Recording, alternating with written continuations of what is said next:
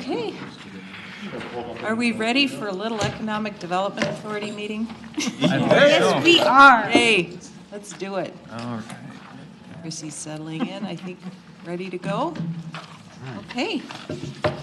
So I will call the last Economic Development Authority meeting of 2009 to order. It is 6:42, and I will do the roll call. Please, John. Commissioner Adams? Here. Commissioner Banks? Here. Commissioner Budashevsky? Here. Commissioner Deschler? Here. Commissioner Kaiser? Here. Commissioner LaRoche? Here. And Commissioner Parsons. Here. Great, thank you, John. Next item on the agenda is approval of minutes. Would anyone like, we have hands raised. Brendan. I make a motion to approve the minutes from the November 5th meeting. Okay, and Jim? I'll second that motion. Thank you. Any discussion or any changes needed? Looks like none. Seeing none, all those in favor say aye. Aye. Opposed? And motion is adopted to approve the minutes. Next up on item number 4 is considering a resolution adopting a 2020 budget and property tax levy. And our Community Development Director, John Sutter, will present the report.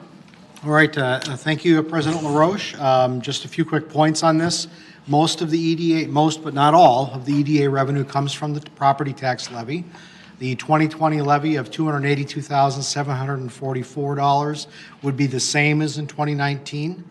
In 2020, we expect that we'll be focusing on development investment in the town center area, where we have a newly adopted ordinance to encourage and enable redevelopment. Other 2020 activities will be to expand our beautification efforts. We hope to sell some more EDA properties this year and continue the home improvement grant program. Budget summary is before you on the screen. This is all, I believe, material you've seen before. I'll talk about this later in another item, but we expect that the cash balance will hover around $2 million in the EDA fund, which does provide the EDA the ability to do projects if opportunities arise. So with that, we would ask that you adopt the resolution approving the 2020 EDA budget and tax levy. Okay, thank you, John. Any questions or discussion? I see thinky looking. Doesn't it look like it so far, John? Did you have a? No, I was just going to make a motion to Perfect. approving a resolution adopting the 2020 budget and property tax levy for the EDA. Thank you. Any second? Julie? I'll second. Thank you. All those in favor say aye. Aye. Opposed? Okay, motion carries. Thank you. Item number 5, we'll consider an approval of a contract with Center for Energy and the Environment, or CEE, for administration of home improvement programs from January 1st through June 30th of 2021. And presenting again is John Sutter. Thank you again. This is the continuation of existing programs with some changes that we would like to do, and that'll be on the next slide. The big change with the contract itself is the 18-month time period. These have been annual contracts, January through December. This contract that's before you tonight would actually be an 18-month contract to take us through June of 2021. The idea there is that going forward, the contracts would run from July through June of the following year. The next contract would be considered in December 2020 for the time period July 2021 to June 2022. That's when we get on that July to June cycle. The 2020 portion of this proposed contract is in the budget that will hopefully be adopted by the council tonight. And then the 2021 portion will be part of the 21-22 budget, which will be prepared later in 2020 as part of our biennial budgeting process. So with that, let me talk a little bit about the changes. The Center for Energy and the Environment is increasing their annual base fee significantly. However, it is still a small portion of the total admin costs. At 13% of the total grants, the admin costs are significantly lower than they were with the previous organization that we contracted with. The minimum project size, we'd like to reduce that from 5,000 to 2,000. This will enable homeowners who have smaller projects, especially do-it-yourself projects, where only the materials costs are eligible. It would enable more of those projects to use this program. We would like to increase the grant percentage from 20% to 40% for the portion of projects that are replacing or lining a sanitary sewer pipe or disconnecting stormwater, like a foundation drain or something, from the sanitary sewer. This is intended to augment the city's efforts to reduce inflow and infiltration, which I know Mark Ray has talked a lot about with you, about being a major issue for our utilities. And it may be triggered by the city's upcoming utility reconstruction projects as we go block by block and neighborhood by neighborhood over the next, I think it's 80 years or something like that. Very gradual process, but those projects may cause homeowners to want to do this, to repair or replace their sewer line. But it will be available to homeowners throughout the city, regardless of whether or not there's a city project in their area. And then finally, we're proposing to reduce the maximum length of the Community Fix-Up Fund loans from 20 to 15 years. This is the interest rate buy-down program, so by requiring the term to be a little shorter, it allows our money to go further and help more homeowners than it otherwise would. So with those changes, we are asking that you approve the proposed contract with Center for Energy and the Environment to administer our home improvement programs from January 1st, 2020 through June 30th, 2021. Okay, thank you. Any questions for John? Looks pretty straightforward. Okay, thank you. Anyone would like to make a motion? Olga? I'll make a motion to approve the contract with Center for Energy and the Environment for administration of home improvement programs from January 1st, 2020 through June 30th, 2021. Jim? I'll second that motion. Okay, thank you. All those in favor say aye. Aye. Opposed? Motion carries. Thank you. Item number 6, we will consider a resolution authorizing a transfer from the EDA fund to the Park Improvement Fund for the Becker Park project. And again, presenting is John Sutter. Thank you again. Well, this is kind of a capstone to the EDA's contribution to the Becker Park project. If you recall, when the council figured out how to fund the project, the EDA component was part of that. It was initially going to be $1.2 million, but after construction started on the park, we were able to get another $50,000 grant from Hennepin County to help pay for the east-west trail along the south side of Bass Lake Road. And so with those funds, we would reduce the EDA contribution to $1.15 million. $1,150,000. And on the right-hand side of the screen, you see the various funding sources as of, I think this is from a few weeks ago, and the EDA portion highlighted in yellow. It would be about 38% of the total cost of the park portion of the project. We're not including the stormwater project in this calculation.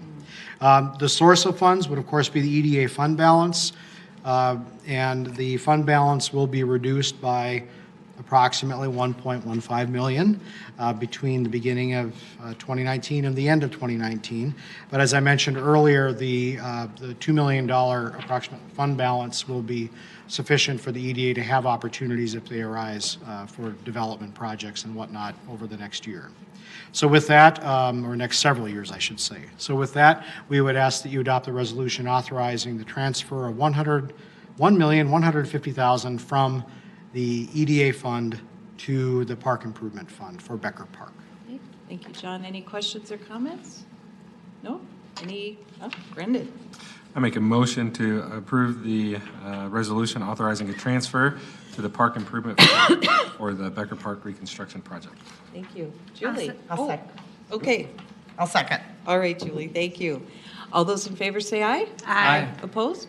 Okay, motion carries. Thank you. Next up, we have some information items, and I was very honored to take a couple of tours with city staff to some of our area apartments and projects. So, John, would you like to discuss some of those? Thank you. I'll be brief because this material was in your packet, but I just want to point out that there are 4 different kinds of recently developed apartments that we did tours of over the last month or so. The first one we toured was the Kavanaugh, which is right here in Crystal.